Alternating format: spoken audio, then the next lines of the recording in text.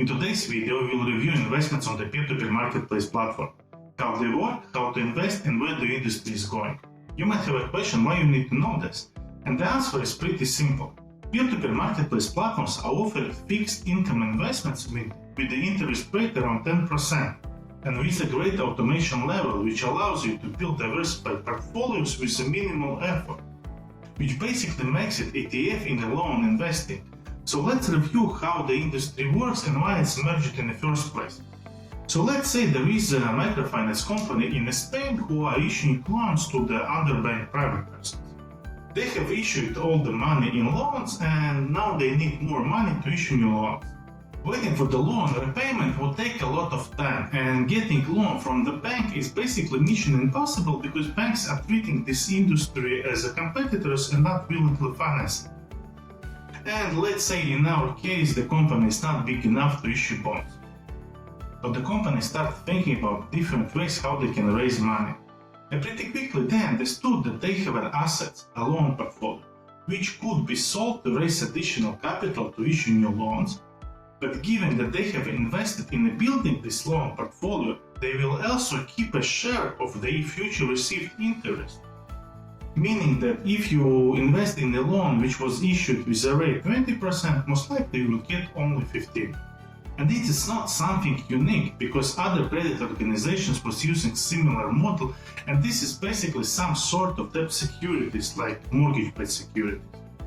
But there was a problem. There was no platform where to sell such loans, because you will not go to the Nasdaq and try to sell 100 euro loans. And this is how peer-to-peer marketplace platforms was born. But there is one complication which makes this industry even more interesting, and the name of this complication is a buyback guarantee. Buyback guarantee is basically insurance issued by the microfinance company, which says that if the end borrower delays payments for the loan, microfinance company buys back this loan from you, meaning you are not losing money if end borrower failed to pay.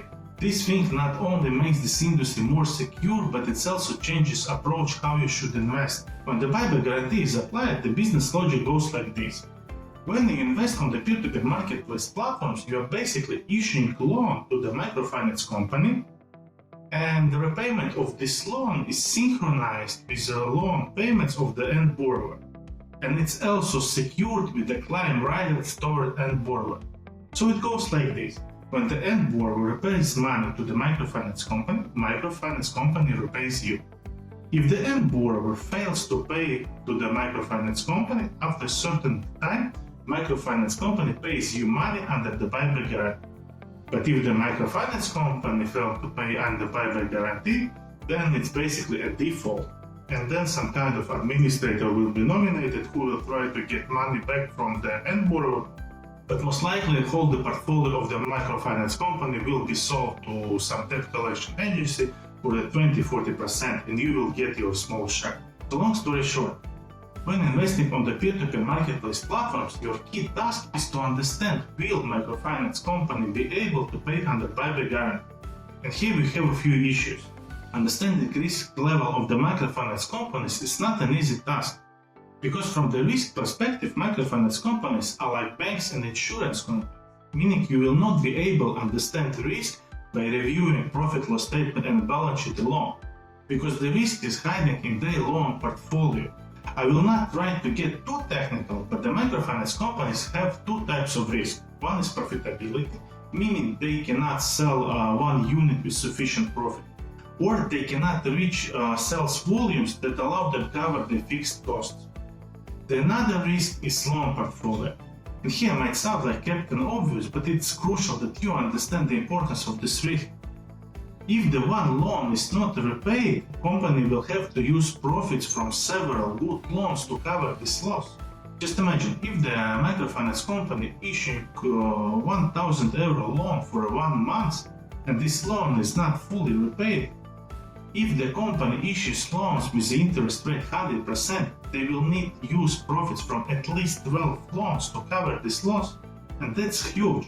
And the only indicator in the balance sheet statement and the profit loss about the portfolio quality are so-called provisions. Provisions are estimated loss from the bad loans, which is calculated like, for example, 10% of the loans overdue 10 days, 20% of loans overdue 90 days, and 100% of loans overdue 180 days. All amounts are summed up and you get the provisions. This indicator is usually reviewed in connection with loan portfolio and in dynamics. Basically, if the last year the provisions was 15% of the loan portfolio, but this year they are 20% of the loan portfolio, this means that the company is in trouble. It's important to check provisions level and how they correlate with the loan portfolio, but reviewing just the provisions might not be enough, because it might be too late. Therefore, we need to better understand the loan portfolio, and to do so, we need more data. The reports like non-performing loan statistic, vintage aging statistic, and so on. But as I know, none of the platforms are providing this information. But if I am wrong, please let me know in the comments and go to the crowdfunding platform rating list and give this platform 5-star rating on the transparency. So what to do if we don't have this information? First of all, it's okay that platforms are not providing this information because this information is quite sensitive. And even if this information would be provided, only few of us would be able to read it and understand it. And given that platforms are performing this analysis by themselves, we should rely on the platforms. But we need to remain skeptical, especially given the fact that the number of the platforms are owned by microfinance companies and it creates risk of interest on conflict. So what we can do? First of all, we should check the provisions levels and how the platforms are reflecting this information in their reports. If the provisions changes substantially but this information is not reflected, this is the red flag. The second thing is the number of the big microfinance companies have external ratings, especially those who have issued loans. So you can check the external rating and see how they correlate with the platform's issued ratings. Last but not least is to monitor your investment portfolio and proportion of delayed loans in it. Of course, your investment portfolio is just a fraction of the microfinance's loan portfolio, but it still can indicate that things are getting worse. If you find something suspicious, ask platform for the explanation. This is the platform's main task to ensure that you are understanding the risk well. It also would be great if you could exchange your funding with others, either on the crowdfunding platform rating list or other channel. By working together, we can make investments in a P2P marketplaces more transparent. Let's discuss recent events and what they could mean for the industry. No doubt that the biggest recent year event was the number of the platforms start operated under regulated regime in Latvia. If you are new to the industry, you might have a question why it's important that it's happened in Latvia. So the answer is pretty simple. The Latvia is a home for the many big platforms, and basically Latvia is a benchmark for this industry. So what does the regulation bring?